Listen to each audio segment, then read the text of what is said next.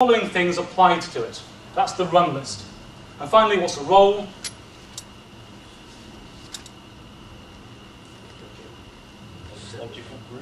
Yeah, it's a group. It's a group of things. So it's a way of condensing your run list. It's just a container. And you can do clever stuff with roles, but broadly speaking, it's something which allows us to group things together.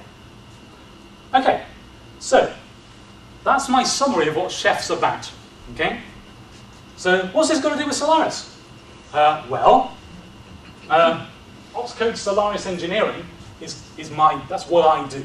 Okay, so as of 0.10.8, Solaris 9, 10, and 11 are fully supported. So that means all of this stuff you can do on your Solaris machines right away. It also works very well with SmartOS, it works very well with OpenIndiana, it works very well with Omnios, and other derivatives of the Solaris world. So there are SPR4 packages available for Spark at Intel, and if you go to opscode.com chef install and follow the instructions basically, you will get your package installed, and everything that you need to run Chef will be vendored in opt. So you don't need to mess around with saying, oh, I'm Solaris 9, how am I going to get a recent Ruby? You know, you don't need to solve that problem. We solve that problem for you. So all you need to do is install the package. The package is a fat package, which includes Ruby and all the other dependencies that you need in opt, and it just works for you straight away.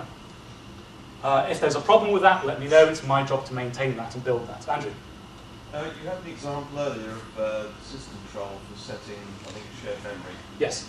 And obviously that was Linux. Yes. And in fact it's different even on Solaris 9 and 10. So how would that work? So the question is, how would you cater for the fact that Solaris 9 and Solaris 10 kernel tunables are handled in a different way? How would you solve that problem? The way you solve that problem is, in your recipe, you use conditionality. Remember I showed you the big screen of stuff from OHI? OHI profiles your system and can tell you exactly what version, exactly what patch release, exactly what kernel you're running, various other bits and pieces that you might or might not need to know. And based on that, you can do conditional logic. So you can say in your recipe, if this machine is Solaris 9, then the way that you tune the kernel is this. If it's Solaris 10, you do it this way. Similarly with the network interface. If it's Solaris 10, do it this way. If it's Solaris 11, do it this way. That means that you can specify very clearly, in a way which is version controlled and shareable and testable, the differences between your infrastructure. The different recipes for different hosts, different software, OS versions. So the way I would do it, the question is, would you use different recipes for different OS versions? The way I would do it is I would have a kernel tuning recipe, and in the kernel tuning recipe I would put conditionality and say, if the operating system is Solaris 9, do it this way. If it's Solaris 10, do it this way. So one recipe we can do. One recipe, yeah. So, my responsibility within Opscode is to support, enhance, and to evangelize Chef and Solaris cooperation in each direction. I went to, it's just over a year ago now, I was at DevOps Days conference in Mountain View just over a year ago. And I held a little session to which about 8 people came. And the session was why Solaris and Solaris derivatives are the most advanced and best operating systems in the world and are relevant today. 8 people came. At the end of that conversation, all those 8 people said, wow, you know, you've got a point. Actually, you really have a point. Because the list just goes on. I mean, you know, there's a whole bunch of stuff that we can do with Solaris that you cannot come close to with its competitors.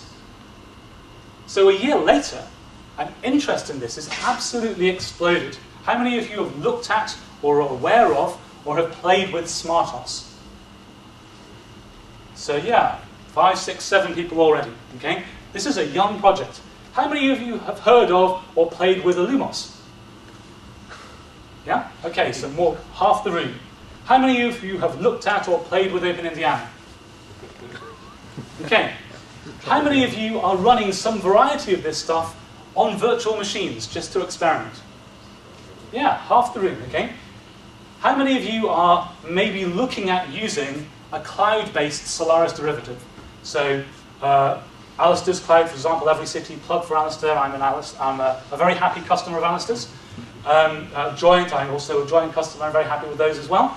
How many of you are looking at using those clouds? Nobody. Are you all using those clouds already? So the point is, this is actually really exploding as an area of interest for good reasons. And what this means is that it's important for us to improve support. So basic resources in Chef already work on Solaris. Most of my infrastructure runs on Solaris, and it is configured and built entirely using Chef. But as we go about improving support for Solaris, we will start to build native resources. So what that means is you can specify in your DSL, in your recipe, something to do with RBEC, or you could create an SMF manifest rather than having to do it on the little interactive interface, or rather than trying to craft some XML, you could just specify this is the way it should behave, this is what it should look like, this is the name it should have, this is its execute method. Similarly, I've already got providers for IPS.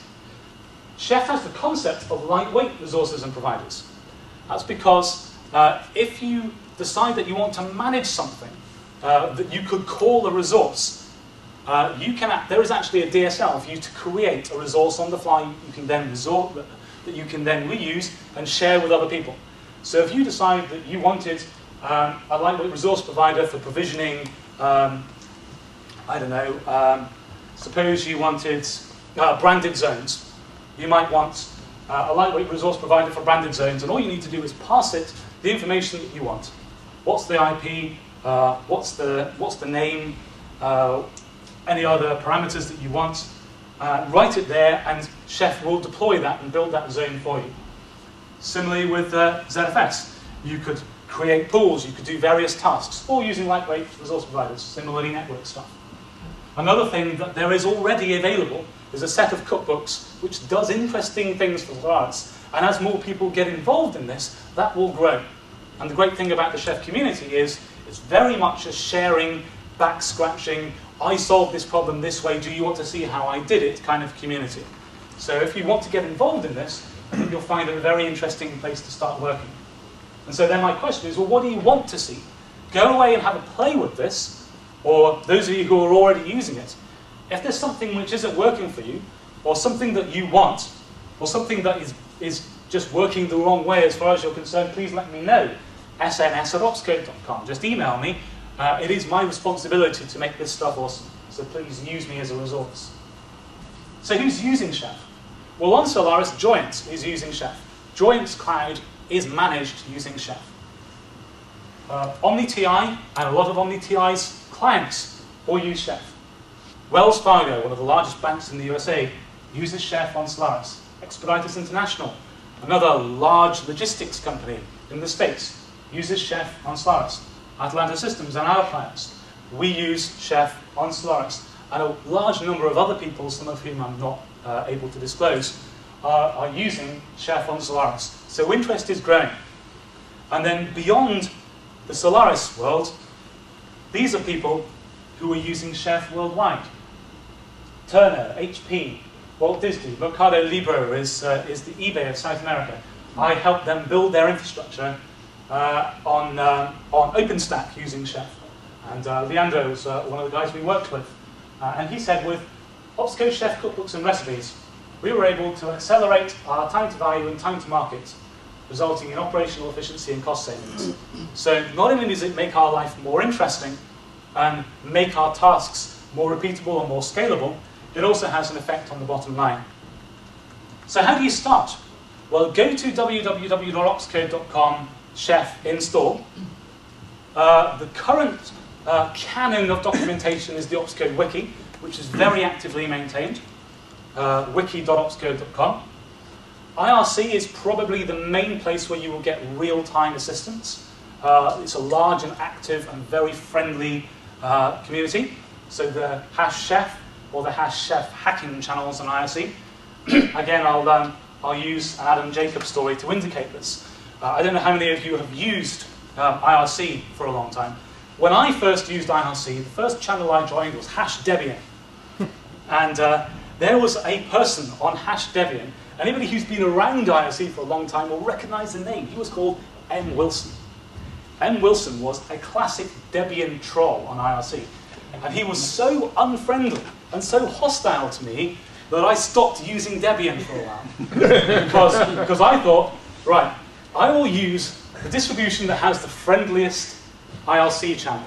And Debian was not friendly. To contrast this, Chef as an IRC channel, it's got a bit of a funny name. Periodically, somebody will enter the IRC channel and they'll say, yeah, hi, my girlfriend's coming round for dinner tonight, and I'm not a very good cook. And I wonder whether you guys could maybe help me work out what I should cook. Now, in Debian, M. Wilson would have said something not repeatable for public broadcast. In the Chef channel, what happens is 2 or 3 people say, okay, cool, well, are you any good at cooking?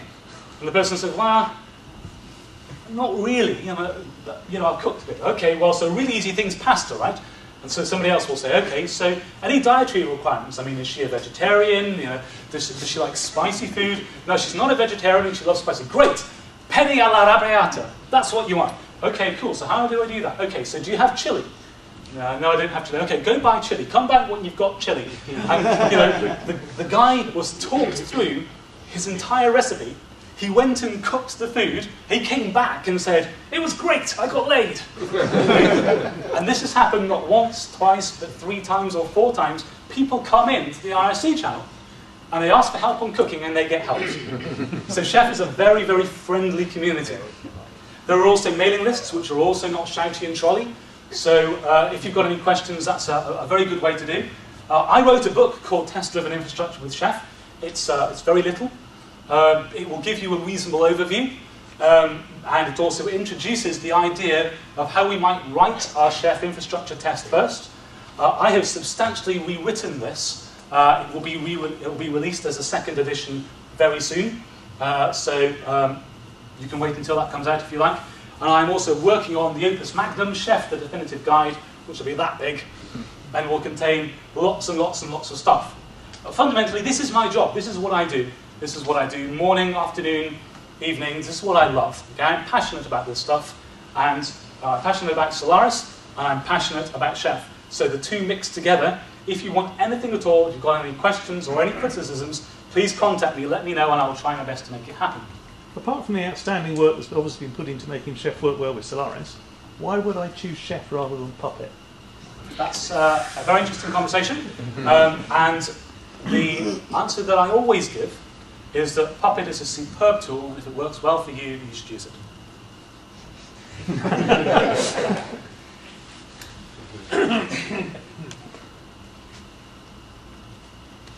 Any other questions? What can you... I read the first book, so I would like to know what are the differences with the second edition, if they're going to... Yeah, sure. So the first edition, just to give some background, the concept is we're building infrastructure as code, okay? Well, if we're building infrastructure as code, we should not make all the same dumb mistakes that developers made 15, 20 years ago. We should learn from things which have come into the development world through the Agile community, things like writing tests, particularly writing tests first, so that we've got a way of demonstrating whether or not our system does what it's supposed to do, and then if we want to make a change, we can make a change and run the tests, and we know whether or not it's behaved the way it should.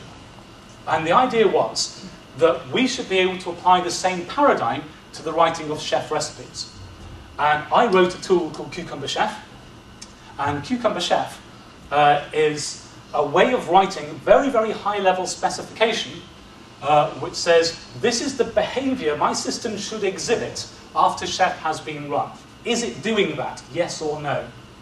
And the book that I wrote discussed how to do this and discussed how to do that using a tool which I wrote called Cucumber Chef. Since then, interest in the concept of testing Chef recipes has absolutely exploded. There are half a dozen or more, there's probably more like a dozen different ways of doing this, and there's a recognition that this whole idea of testing Chef recipes is a good one.